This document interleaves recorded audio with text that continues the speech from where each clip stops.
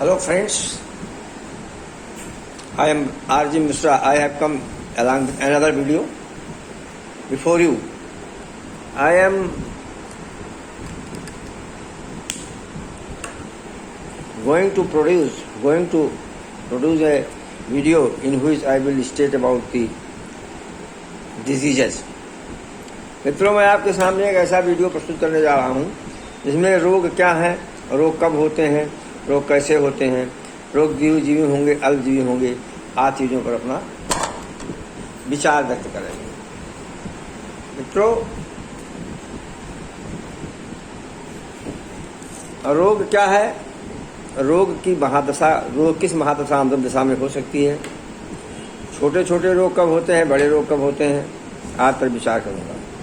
मित्रों, मेरा आपसे अनुरोध है कि मेरे इस वीडियो को सब्सक्राइब करें, लाइक करें, कमेंट करें, शेयर करें और बेल आइकन को दबा लें जिससे कि मेरा वीडियो आप तक शीघ्र पहुँचे।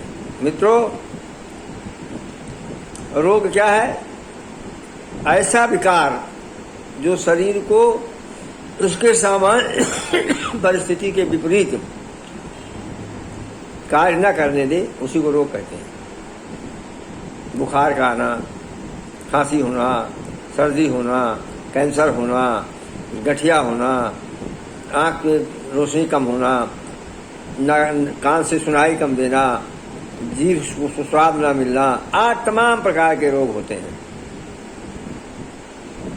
अब रोग कब होते हैं, सबसे बड़ा चीज़ ये है, एक तो कुछ वृद्धाजनित रोग होते हैं, शरीर शिथिल होने लगता है, शरीर की क्षमता घटने लगती है, वो रोग होता है। और दूसरे रोग ये होते हैं जो ग्रहों दशों की कृपा से होते हैं। ग्रह दशा कैसी है? जब रोगेश में अष्टमेश, रोगेश समझ लें क्या है? जन्म कुंडली के खष्ट भाव का कारक ग्रह रोग ऋण का कारक होता है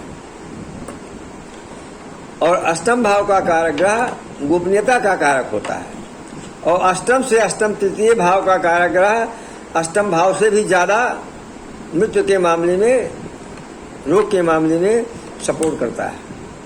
दूसरी चीज़ क्या है कि द्वितीय भाव और सप्तम भाव का कारक ग्रह भी रोग का कारक बनता है। तो मित्रों, द्वितीय, तृतीय, खष्टम, सप्तम, अष्टम, इतने ग्रह जो है, इतने इन भावों के ग्रह, इनमें बैठे हुए ग्रह, इनको देखने वाले ग्रह या इनसे इनके कारक ग्रह ही रोग का कारक बनते हैं।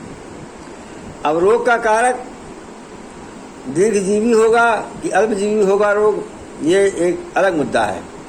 इस मुद्दे के बारे में मेरा कथन ये है कि जब खष्टेश शनिश्चर होगा या बृहस्पति होगा, तब जो रोग होंगे वो थोड़ा दीर्घजीवी होंगे।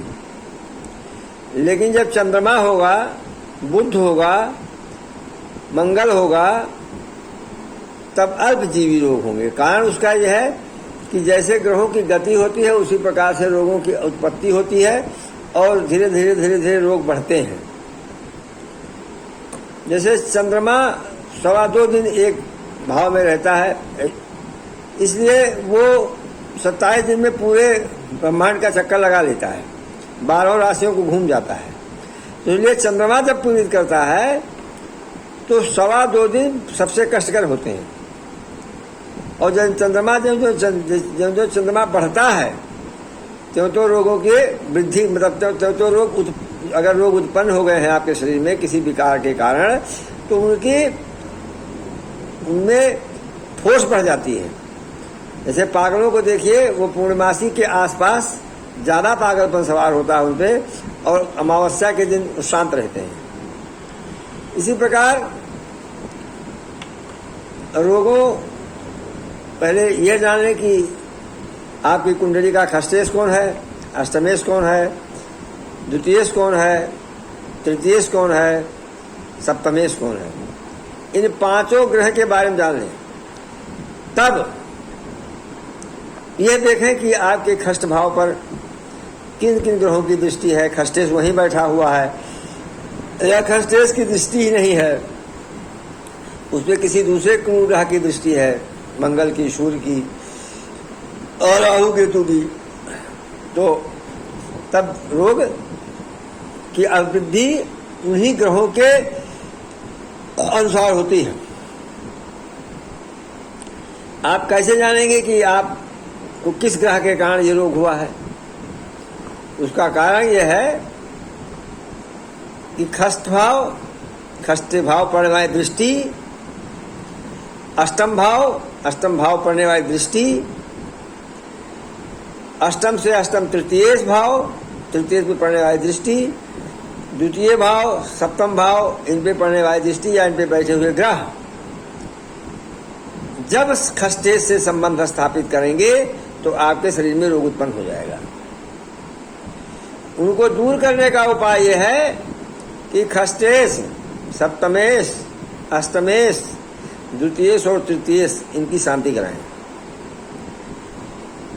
इनको शांत करा दें, इनके मंत्र जाप करा दें, हवन करा दें, पूजन करा दें।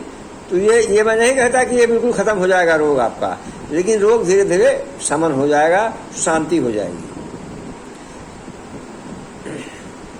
अब रोग बढ़ाने में कौन कौन से ग्रह सहायक हैं?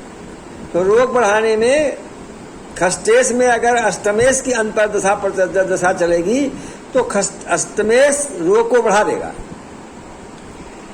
रोगेश में खष्ट भाव के कारक ग्रह की दशा में अगर तृतीयेश की दशा होगी, या तृतीयेश की दशा में द्वितीयेश की दशा होगी, या द्वितीयेश की दशा में सप्तमेश की दशा होगी, तो भी रोगों में अवृद्धि होगी और रोग आपको कष्ट देंगे।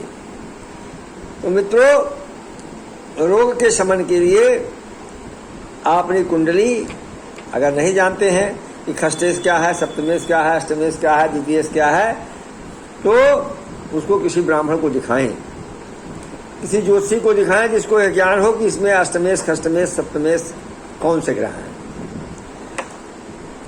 और ऐसे ब्राह्मण को दिखाएं जो